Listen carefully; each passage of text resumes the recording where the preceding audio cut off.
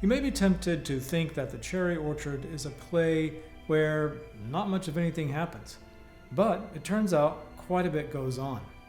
It's just hidden in a lot of talk. The play is actually constructed like a classical piece.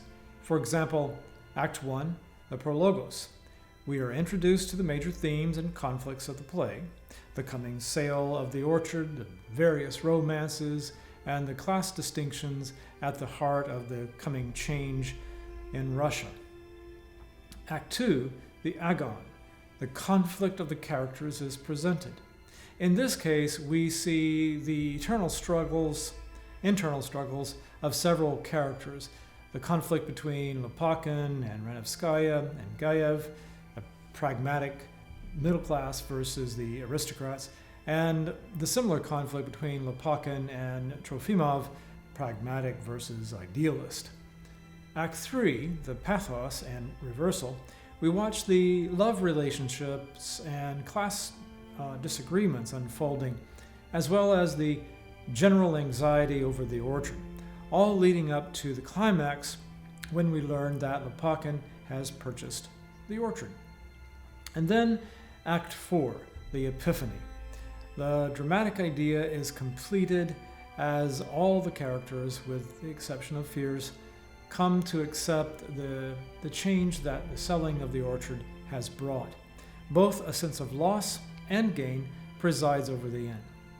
So the play is not devoid of structure or action, but it has more to offer than just that. Chekhov has drawn complicated characters complete with rich and distinct personalities.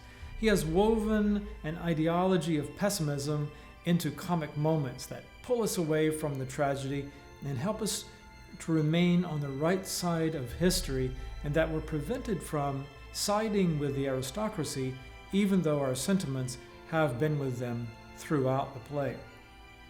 But why study this play or go see a production of it?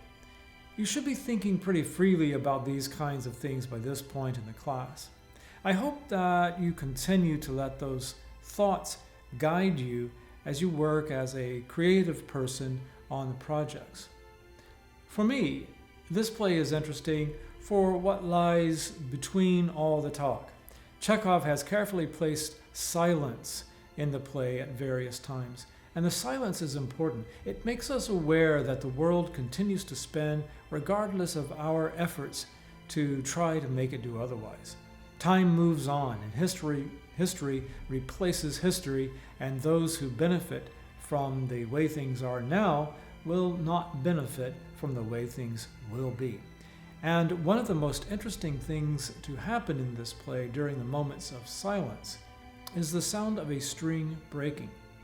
In the middle of Act 2, and again at the end of the play, just before the sound of the axe chopping down the cherry tree, there is a mysterious sound. Breaking string.